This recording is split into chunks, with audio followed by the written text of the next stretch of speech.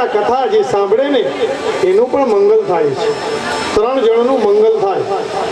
વક્તારમ ઉચ્ચકમ શ્રોત્રુમ તત્પાદ સલિલમ યથા. જે બોલે છે, કથા સંભળાવે છે એનું પણ મંગલ થાય, પ્રશ્ન પૂછે એનું પણ મંગલ થાય, અને જે સાંભળે એનું પણ મંગલ થાય છે. શાલિગ્રામને સ્નાન કરાવી અથવા ભગવાનને સ્નાન કરાવી કોઈ પ્રસાદ આપતું હોય તો પ્રસાદ આપનારને એટલું જ ફળ મળે, પ્રસાદ લેનારને પણ એટલું ફળ મળે, અને પ્રસાદ બનાવનારને પણ એટલું ફળ મળે. ભગવાનની અનન્ય કૃપાથી આ બધું શક્ય છે. નૈષાદ દુસ્સહા તૃણમામ ત્યક્તોદમપી બાધતે. મને તો આ ભૂખ અને તરસ પીડા નથી આપતી, મને તરસ પણ નથી, માટે આપ કથા કહ્યા જ કરો. પરીક્ષિત, તો હવે ધ્યાનથી સાંભળો. એક વખત ધરાતલ ઉપર કંસ અને જરાસંધ ખૂબ પૃથ્વી ઉપર પાપાચરણ કરવા લાગ્યા છે. પૃથ્વી ત્રાહીમામ થઈ ગઈ છે. બ્રહ્માજીએ દેવતાઓ સાથે મિલન કરી નક્કી કર્યું કે ભગવાન હવે ભૂતલ ઉપર પધારશે. એટલે બ્રહ્માજીના હૃદયમાં પ્રભુનો આદેશ થયો અને બ્રહ્માજીએ દેવતાઓને સંભળાવ્યું. કહ્યું, વસુદેવ ગૃહે સાક્ષાત ભગવાન પુરુષ પરઃ જનિષ્યતે તત્પ્રિયાર્થમ સંભવન્તુ સુરસ્ત્રિયઃ. અરે ભગવાન વાસુદેવનું પ્રાગટ્ય વસુદેવના ઘરમાં જલ્દી થવાનું છે. પણ વસુદેવ તો અને દેવકી ઘરમાં ક્યાં હતા? એ તો જેલમાં હતા. અરે જ્યાં પત્ની સાથે હોય એ જ ઘર કહેવાય, 4 દિવાલો વાળું ઘર નથી. એટલે અહીંયા ઉલ્લેખ કર્યો, ગૃહિણી ગૃહમુચ્યતે વસુદેવ ગૃહે. એ વસુદેવનું ઘર ગણાય. ત્યાં ભગવાન પધારશે અને સાથે સાથે એમની શક્તિ શ્રી રાધા રાણી તત્પ્રિયા પણ પધારશે. મોક્ષદાયીની પરમ પાવનપુરી મથુરામાં ભગવાનનો નિત્ય નિવાસ છે. એ પ્રભુ આજે પધારવાના છે. ભલે ને કંસ ગમે એટલો દુષ્ટ હોય, બંનેની રાશિ તો એક છે. હા, કંસ અને કૃષ્ણ. કૃષ્ણનો અર્થ થાય છે કર્ષતી આકર્ષતી ઇતિ કૃષ્ણ. જેનું દર્શન કરવાથી આપણને આકર્ષણ થાય, એની પાસે ઉભા રહેવાની ઈચ્છા થાય, એના દર્શન કરવાની ઈચ્છા થાય. અને કસ એટલે કસી હિંસાયા, જે જગતમાં લોકોની હિંસા કરે એને કંસ કહેવાય છે. બંનેના નામ સરખા પણ ગુણ અલગ અલગ છે. રામાયણ પણ આવો પ્રસંગ છે કે તુલા કે ઘર તુલા ગયો, તુલા કે ઘર તુલા ગયો, કુંભ કો લિયો ઉઠાય. તુલાના ઘરે તુલા ગયો એટલે રાવણ રામને ત્યાં ગયો. તુલા કે ઘર તુલા ગયો, કુંભ કો લિયો ઉઠાય. સીતાજીને ઉપાડી લીધા.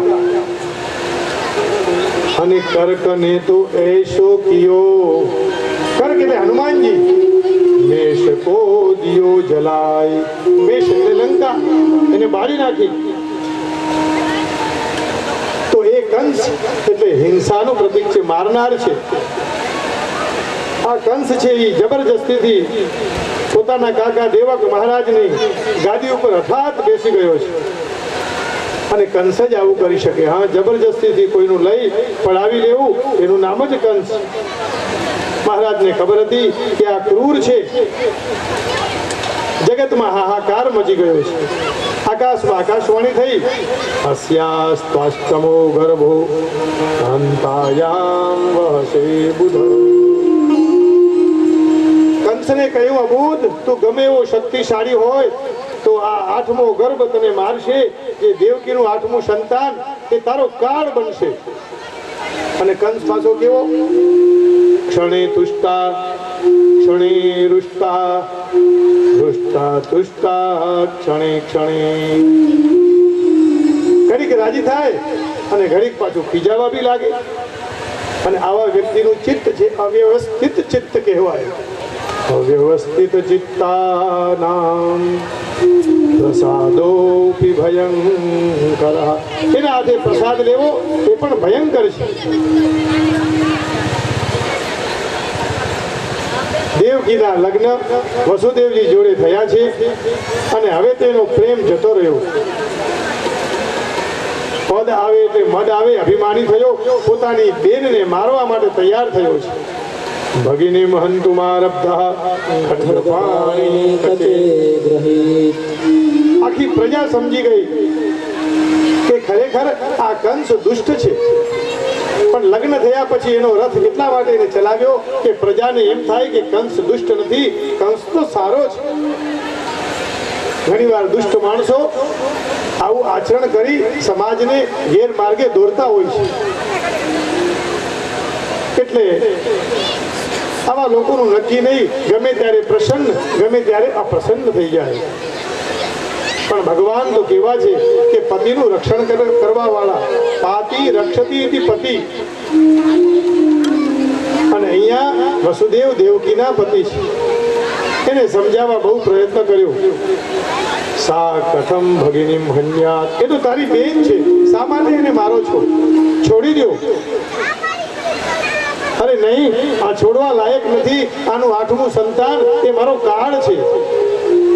અરે મહારાજ, જરા વિચાર તો કરો, તમારી બેન છે અને અત્યારે જ નવપરણિત વધુ છે અને એની હત્યા થાય.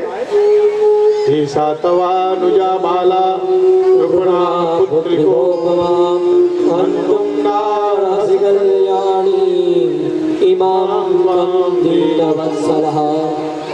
અરે બિચારી પર દયા કરો, અબળા છે. અને આવા સમયે મારશો ને તો જગતમાં તમે બદનામ થશો કે ભાઈએ બેનને મારી, અને એ પણ લગ્નના મંડપમાં. જરા વિચાર તો કરો, કઈ જગ્યા છે, કબ કહા કેસે. થોડું વિચારો. તમને જેટલા આના સંતાન થશે હું બધા એકો એક સોંપી દઈશ. એટલે કંસને વિશ્વાસ આવ્યો. વિચાર કર્યો, સારું છોડી દઉં. છોડી દીધા, પણ બંનેને બંદી બનાવી દીધા છે. એવમ કુલિના વ્યસના વિભૂતા ન નીતિ માર્ગમ પરિલંઘયંતી. આ વસુદેવે નીતિના માર્ગનું ઉલ્લંઘન નથી કર્યું. અને આવા સમયે હંમેશા મનુષ્યએ ધીરતા, ધૈર્યતા ધારણ કરી રસ્તો કાઢવો જોઈએ. એ જ પ્રમાણે વસુદેવજીએ આચરણ કર્યું. કાલાંતરમાં વસુદેવજીને ત્યાં કીર્તિ નામનો એક પુત્ર થયો છે. વસુદેવ દેવા ગયા અને કહ્યું, પ્રતિયાત કુમારોયમ. મને આ કુમારથી કોઈ ભય નથી, એને પાછો લઈ જાઓ. અને વળી પાછા નારદજી આવ્યા. એને એમ થયું કે જો આ જ રીતે પાછા દેતા રહેશે તો પછી આને મારશે કોણ? એટલે નારદજી સમજાવવા આવ્યા કે કયો 8મો ગર્ભતું ગણે છે. કમળનું હાથમાં ફૂલ લીધું અને કમળની પાંખડી ગળાવે. હે કંસ, જો નારદજી પાછા આવ્યા, કીધું હતું ને કે હિરણ્યાક્ષની સાથે નારદજી એવું કીધેલું કે મને ઝઘડતા ના આવડે પણ ઝઘડાવતા આવડે. એટલે આપણે એવો અર્થ કરતા હોય છે. પણ નારદજી એ સમજાવે કે કમલનું પુષ્પ છે, એની પહેલી પાંખડી પકડો, 1 2 3, અથવા અહીંથી ગણો 1 2 3, 1 2 3 4 5 6 7 8. કયો 8મો તને ખબર છે? અને તે કંસ જાગી ઉઠ્યો. એને નક્કી કર્યું કે હવે જે સંતાન મળે એ બધા સંતાનને નાશ કરીશ તો જ મારો કાળ વિનાશ થશે. આવું કીધું એટલે નક્કી થયું. અને સમય જતા ભગવત કૃપાથી એક તરફ શેષજી પધારે છે યોગ માયાને બોલાવીને. અને અહીંયા એક ચંડિકા મૈયા, દુર્ગા મૈયા, શારદા મૈયા, અંબિકા મૈયા, કાત્યાયની રૂપે યોગ માયા એ માયા રૂપે અવતરશે. કંસને ભ્રાંતિ થઈ કે ખરેખર 1 2 3 4 5 6 7 આટલા બધા સંતાનો અને બધા એને મારી નાખ્યા, તો આ 7મો ગર્ભ ગયો ક્યાં? પણ એનું સંકર્ષણ કરી રોહિણી મામા પધરાવેલો અને એ બલરામ ભૈયા તરીકે અવતરશે. અને યશોદાને ત્યાંથી માયા આવી. એ માયા અહીંયા લેવામાં આવશે અને પછી એ કંસ એને મારશે. એની કથા પરીક્ષિત મહારાજ વસુદેવજી અને દેવકીની કથા સંભળાવી રહ્યા છે. સુખદેવજીએ કહ્યું, કંસે જોયું કે આ દેવકી પહેલા તો આટલી બધી સુંદર નથી લાગતી, હવે ખરેખર એના 8મા ગર્ભમાં ભગવાનનો વાસ છે શું? એટલે જેવો એની સામે આવે તો પાછો ભૂલી જાય. શરૂ કરી સત્યવ્રતમ સત્યપરમ ત્રિસત્યમ સત્યસ્ય યોનિં નિહિતં ચ સત્યે સત્યસ્ય સત્યમૃત સત્યનેત્રમ સત્યાત્મકં ત્વં શરણં પ્રપન્ના. કંસે નક્કી કર્યું, હવે આપણે કોઈ પણ હાથમાં એવો ખતરો લેવો નથી. જે બાળક આવે એને મારીએ. ભગવાન તો પધારી ગયા છે. દેવતાઓ સ્તુતિ કરવા લાગ્યા અને હૃદયથી એ દેવતાઓના હૃદયમાંથી નીકળ્યું. હજી તો ભગવાન આવ્યા નથી, પણ એ પહેલાની આ બધી સ્તુતિ. શૃણવન ગૃણન સંસ્મરયશ્ચ ચિંતયન. જેનું નામ લેવાથી, જેનું ચિંતન કરવાથી આપણું મંગળ થાય છે. ભૂત, ભવિષ્ય અને વર્તમાન એમાં આપ સત્ય છો. સત્યના સ્વરૂપ હે પ્રભુ, અમે આપને પ્રણામ કરીએ છીએ. હે પ્રભુ, અરવિંદાક્ષ વિમુક્ત માની આપ માન રહિત છો અને જે સંસારના વિઘ્ન આવે એને આપ દૂર કરો છો. આવી બધી સ્તુતિ ભગવાનની કરી. ભગવાન પ્રસન્ન થયા છે. અને તો વ્યાજ સાથે પાછું આપે. આજે દેવકીને ત્યાં દેવતાઓની સાથે પ્રાર્થના સાંભળતા ભગવાન આનંદ આપવા આવ્યા છે. વેદ સ્વયં કહે છે કે ભગવાનની સ્તુતિથી અમે પ્રસન્ન છીએ. સહજ ભગવાનનું સ્મરણ થઈ જાય, સહજ ભગવાનનું ચિંતન થઈ જાય છે. અને ભગવાન કેવા છે? અથ સર્વ ગુણોપેતઃ કાલ પરમ શોભનઃ. એ કાળના કાળ છે પણ પરમ સુંદર છે. હમણાં જેમ રામ ભગવાન પધાર્યા એમ આષાઢ મહિનો આવ્યો છે. અષાઢ મહિનાની આવતા ધીરે ધીરે ધીમે ધીમે વરસાદની શરૂઆત થઈ છે.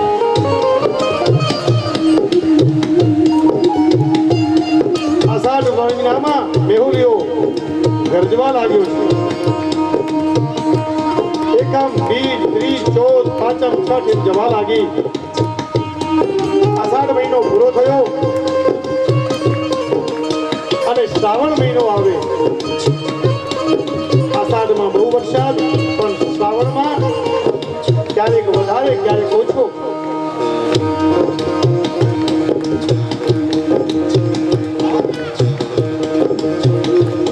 શ્રાવણ મહિનાની એકમ આવી, બીજ આવી, ત્રીજ આવી અને શુક્લ પક્ષ પૂરો થયો છે. કૃષ્ણ પક્ષમાં એકમની શરૂઆત થઈ. બીજ, ત્રીજ, ચોથ, પાંચમ, છઠ અને સાતમ આવી. દેવતાઓ પ્રસન્ન છે.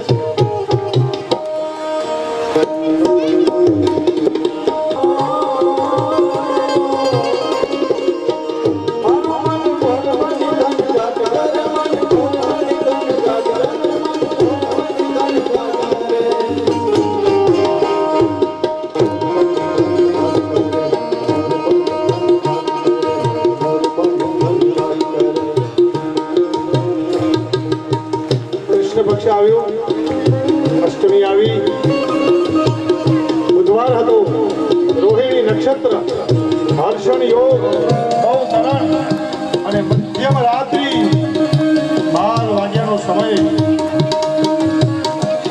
વસુદેવ અને દેવકીની સામે ભગવાન ચતુર્ભુજ સ્વરૂપે શંખ, ચક્ર, ગદા નારાયણના રૂપમાં ભગવાન પ્રગટ થયા છે. સુખદેવજી મહારાજ સ્તુતિ કરવા લાગ્યા.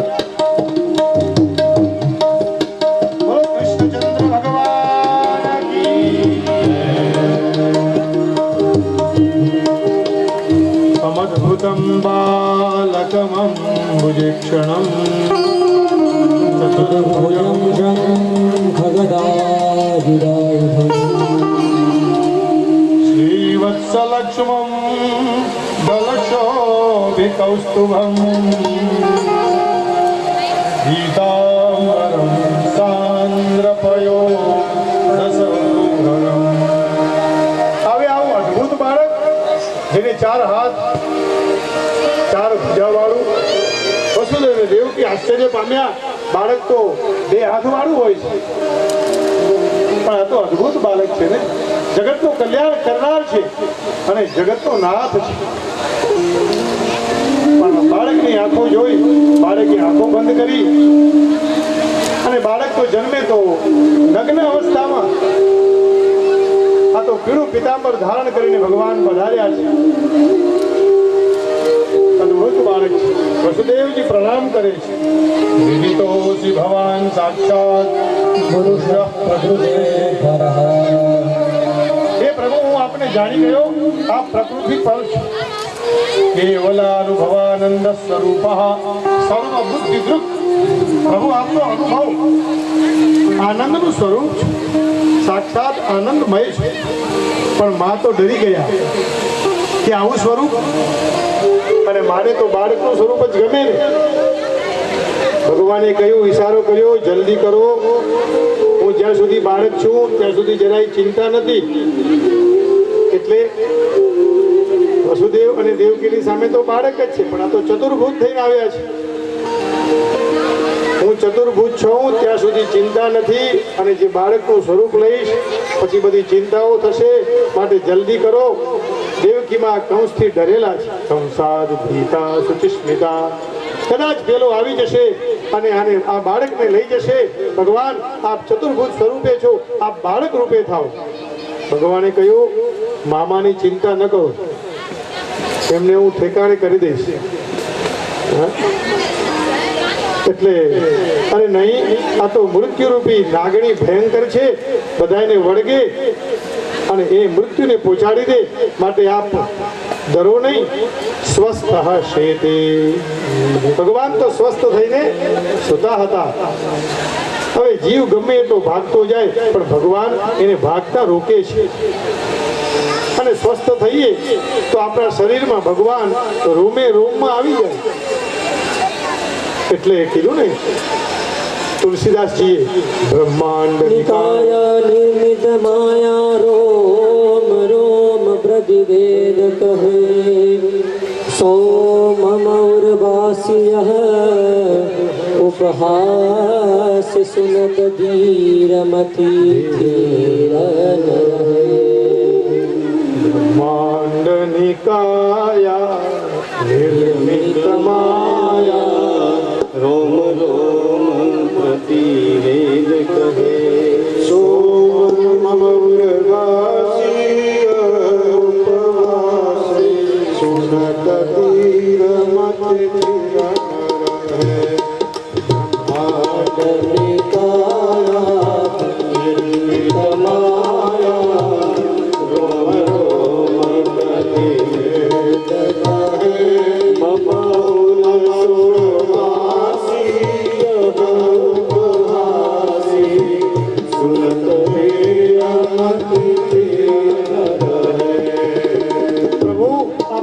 આપની કાયા છે. આ જે દેખાય છે એ આપ છો. રોમ રોમમાં નામ વસે છે. માટે અમારી સ્તુતિથી આપ એવું રૂપ ધારણ કરો કે દેવકી માં પ્રસન્ન થઈ જાય. અને ભગવાન થોડી વારમાં બભૂવ પ્રાકૃત શિશુ, જેવા બાળક હોય તેવા બાળક થઈ ગયા છે. કયું, હવે હું તમારો દીકરો બન્યો, મને ગોકુળ જલ્દી છોડી આવો. બાળક બન્યા છે. દેવકીએ પોતાના ખોળામાં લીધા છે, ખૂબ વાલ કરી રહ્યા છે. માં એ વાત્સલ્યની મૂર્તિ છે. બ્રહ્માંડ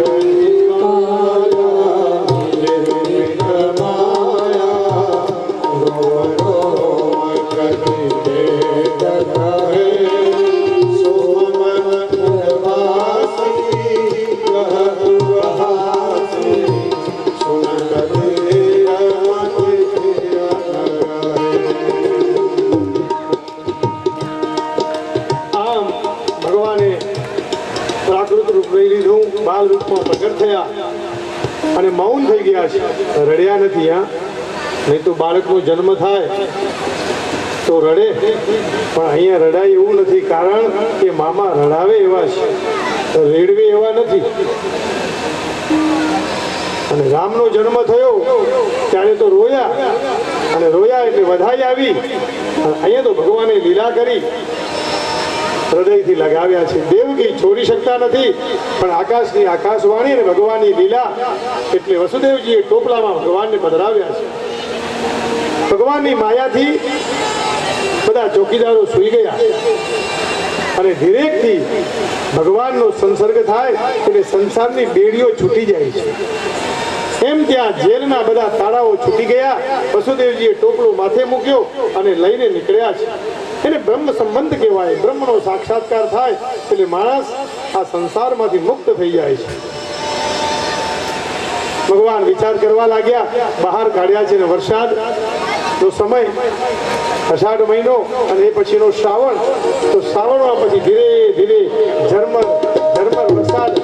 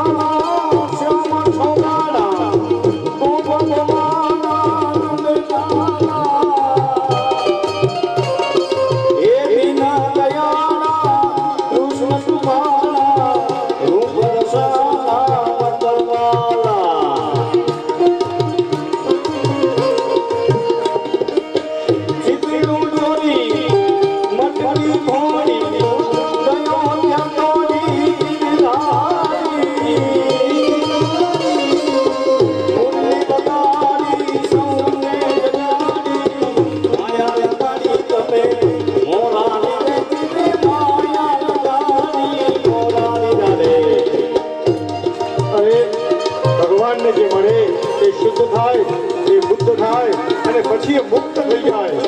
બ્રહ્મ સંબંધ. ભગવાન વરસાદની નીચે ઝરમર ઝરમર વસુદેવજી લઈ રહ્યા છે.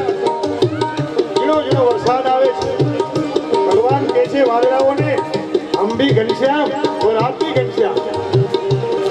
પણ ભગવાનને વરસાદ પડે અને એનું રક્ષણ કરવા માટે સ્વયં શેષનાગ પધાર્યા છે. હે ત્યારે કેવો આનંદ છે. મોર બની ધન કાંડ કરે, મન મોર બની ધન કાંડ કરે, મોર બની ધન કાંડ કરે, મારું મન મોર બની ધન કાંડ કરે, મોર બની ધન કાંડ કરે, મોર બની ધન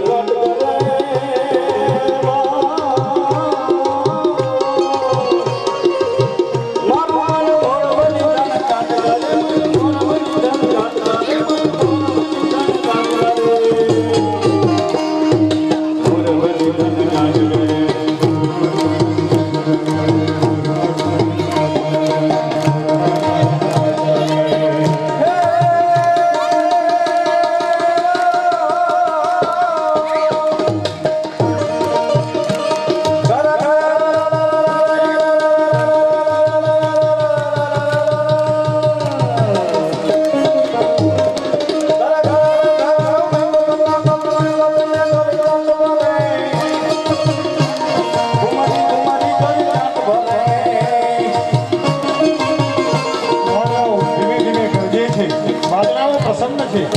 आज तो हमारे घनश्याम आ गए.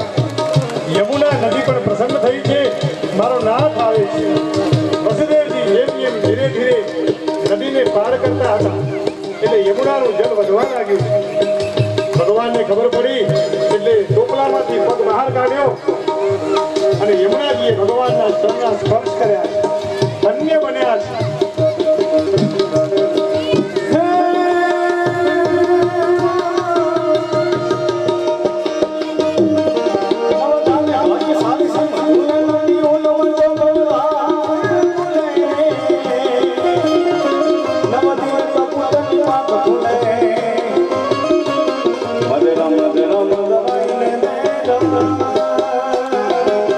Oh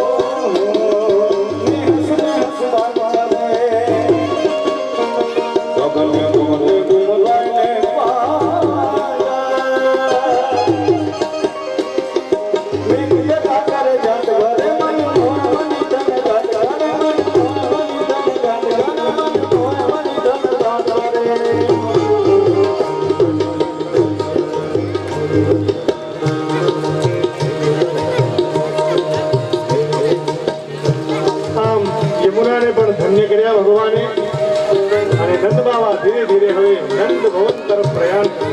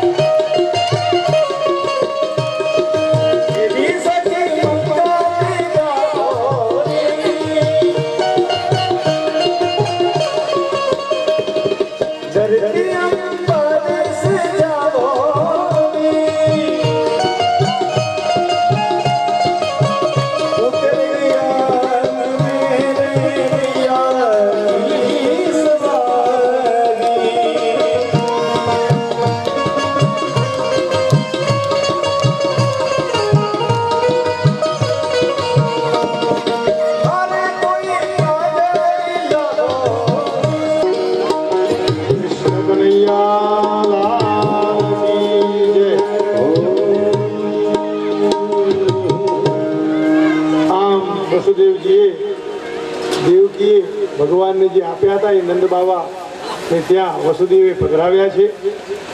નંદ ભવનમાં પહોંચી ગયા અને ત્યાં યોગ માયાને લઈ અને ફરી પાછા એ પોતાના સ્થાને આવવાની શરૂઆત કરી. ભગવાનનું નામ સ્મરણ કરતા કરતા, કારણ કે કંસથી કોણ ન ડરે? જે માણસ દુષ્ટ હોય એનાથી આખું જગત ડરે, પણ એ ભગવાનનું શરણ સ્વીકારે તો એનાથી પછી કોઈ ન ડરે. યોગ માયાને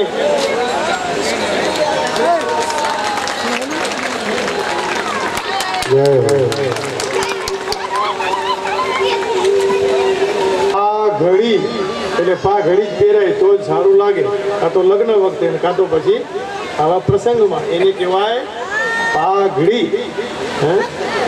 આવો વસુદેવ મહારાજ અને દેવકી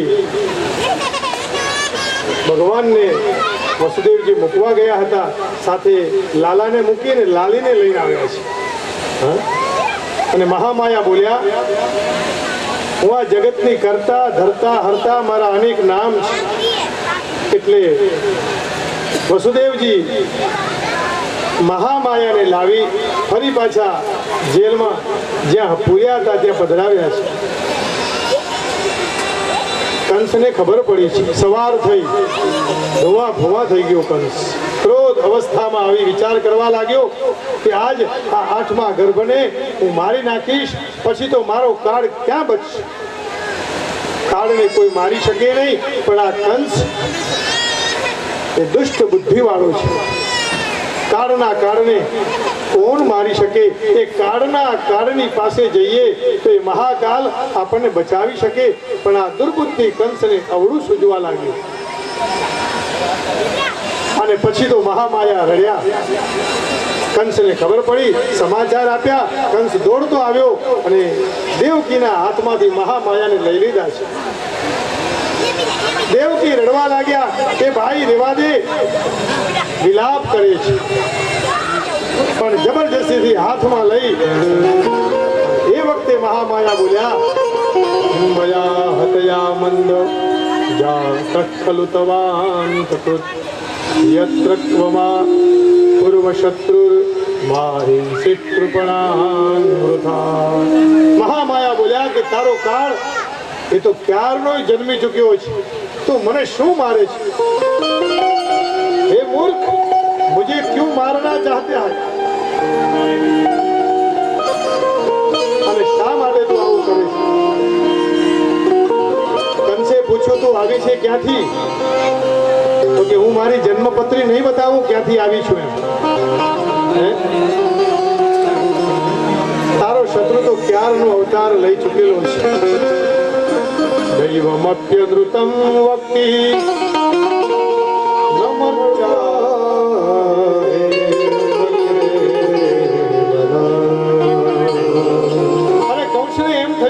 અમે તો જૂઠું બોલીએ પણ દેવતાઓ જૂઠું બોલે છે. એમને તો એમ કહ્યું હતું કે 8મો ગર્ભ તને મારશે, અને આ તો મહામાયા છે, દેવી છે. ખરેખર મને ખ્યાલ નથી આવતો, આ બંનેમાંથી કોઈક તો જૂઠું હશે જ. પણ કંસે બુદ્ધિ સૂચી મહામાયાને દીકરીને હાથમાં લીધા, ભંગોળી અને જ્યાં મારવા ગયો પટકવા ત્યાં તો મહામાયા પ્રગટ થયા છે અને અંતર ધ્યાન થઈ ગયા. જે વેદો ઉપર ગાયો પર અત્યાચાર કરે, તપસ્વીઓને તકલીફ આપે એ નારાયણનો અપરાધી છે. કારણ આ બધા નારાયણના સ્વરૂપ છે. અને આ બાજુ અહીંયા કને કંસના પરાક્રમને જોઈ ભગવાન ગોકુળમાં રહી ચિંતા કરી રહ્યા છે. નંદ ભવનમાં અને નંદગાંવમાં ચર્ચા થતી હતી, ગોકુળમાં ચર્ચા થતી હતી.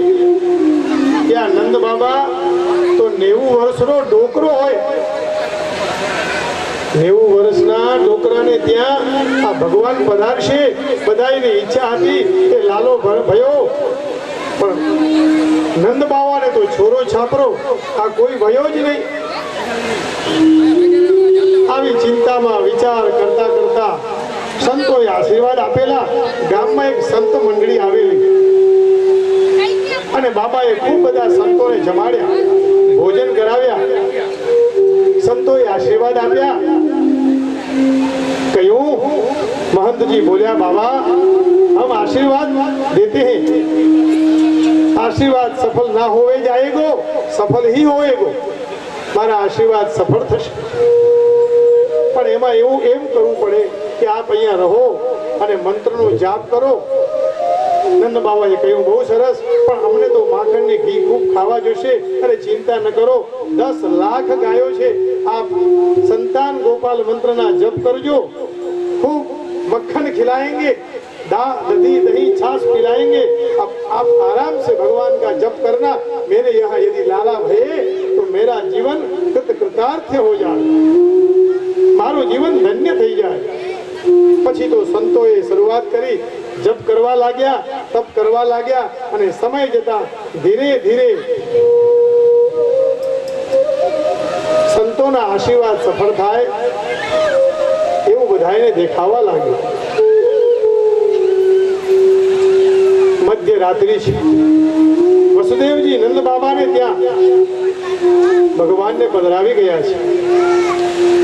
यशोदा मैया गाढ़ निद्रामां छे। बधा विचार करे, यशोदा रानी 80 वर्षना अने नंद बाबा 90 वर्षना, एने त्यां लालो आववानो छे। संतो कहे आखी रात बधा सुता नथी अने कन्हैयो गुपचुप आवी गयो छे, पधार्यो छे। सौना मनमा एक ज छे कि प्रभु पधारे અને અમારું મંગલ કરે।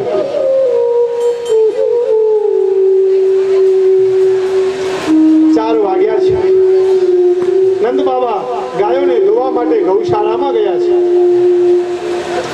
અને સુનંદા તો 3-4 મહિના પહેલા સેવા કરવા માટે આવેલી। થોડો ધીરે ધીરે દિવસ ઉગવા લાગ્યો અને બાળક રોવેનો અવાજ આવે, પણ યશોદા પણ નિદ્રામાં છે। સુનંદા જોઈ ગયા છે અને જોયું, નજર પડી અને સુનંદાએ દોટ લગાવી છે ગૌશાળાની તરફ। બે ચાર ગોવાળિયાઓ મળ્યા, અરે સુનંદા કા ભયો, अरे बताओ तो सही, यदि आनंद है तो हमें भी कहो।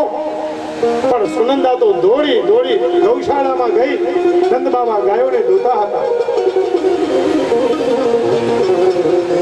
નંદ બાબાની સામે જઈને કહે છે, ભાઈ આજનો દિવસ તો આનંદનો છે, પરમ આનંદનો દિવસ છે। અરે બતાવો તો સહી કા ભયો। નંદ બાબા તો ગાયો ધોવે, ગાયોની સેવા કરે અને માળા કરે અને યાદ કરે કે હવે ક્યારે લાલો પધારે।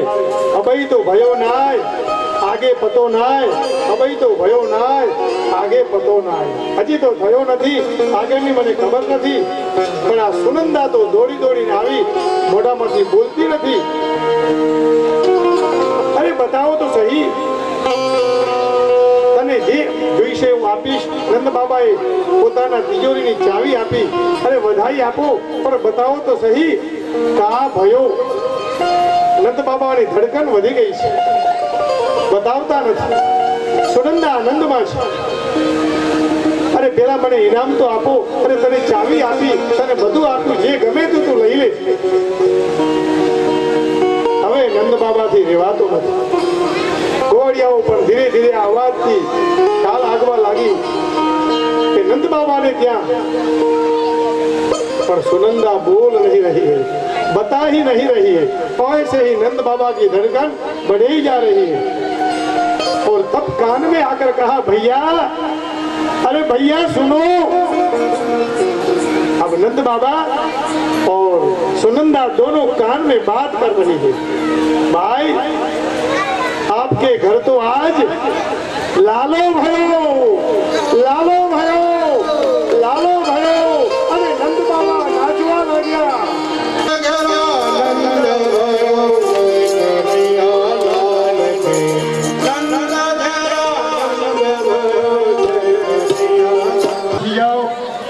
નંદ ઘેરા નંદ ભયનો આનંદ જ્યારે આવશે, બધા સાથે તાળીઓ પાડીએ, હાથ ઊંચા કરીએ. બેસી જાઓ પાછળ બધા, વિનંતી, પગે લાગુ, બેસી જાઓ બાપા. નંદ ઘેરા નંદ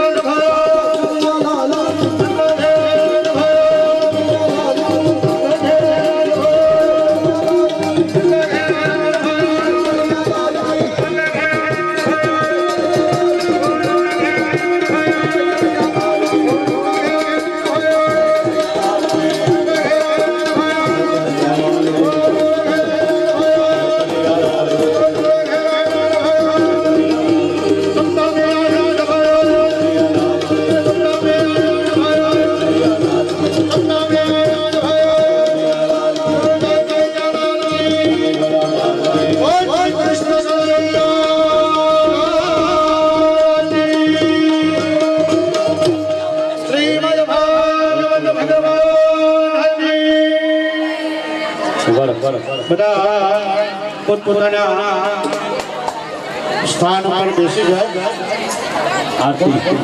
પોતપોતાના સ્થાન ઉપર. હા, અમદાવાદ ભાગવત વિદ્યાપીઠ પધારેલા શ્રી રાજેન્દ્રભાઈ ગુરુજી, યોગેશભાઈ ગુરુજી અને કાના કાળા પ્રભુ જય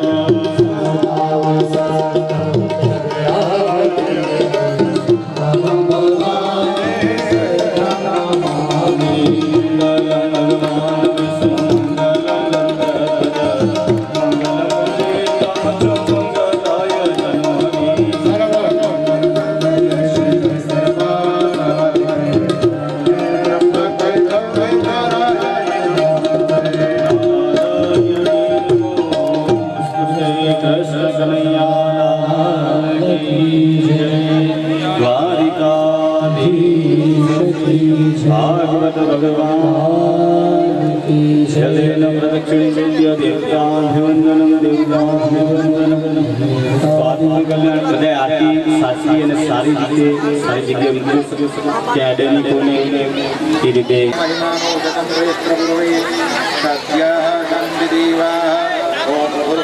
श्री कृष्णचंद्र भगवान चरणकमल पुष्पांजलि समर्पयामि।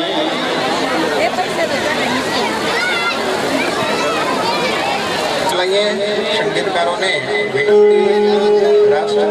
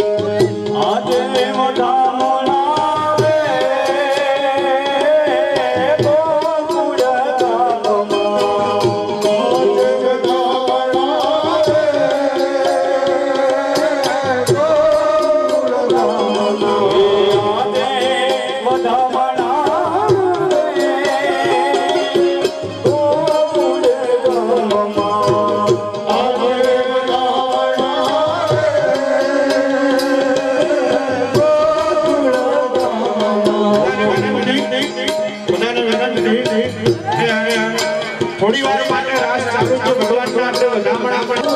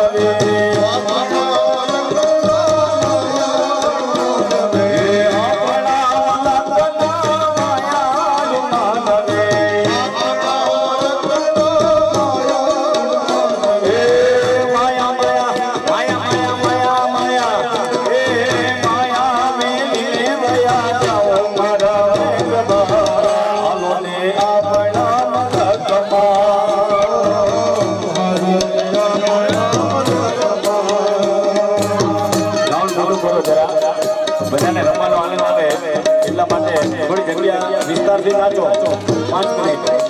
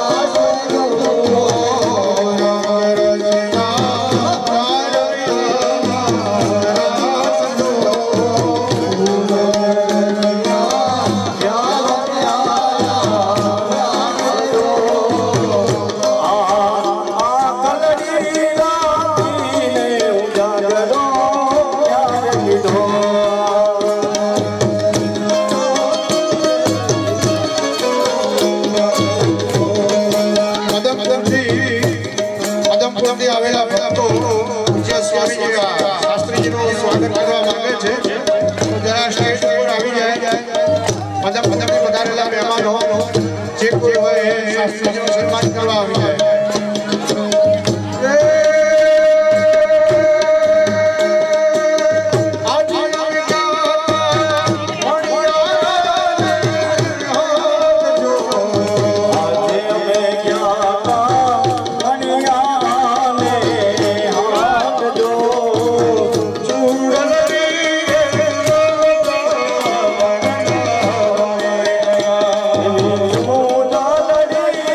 મુલા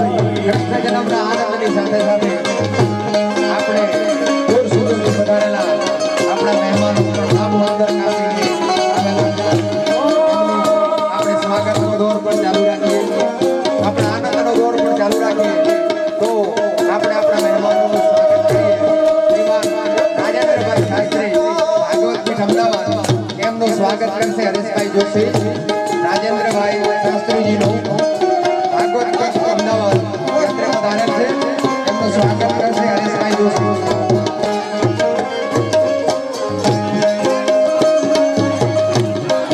હરેશભાઈ જોશી રાજેન્દ્રભાઈ શાસ્ત્રીજીનું સ્વાગત કરશે.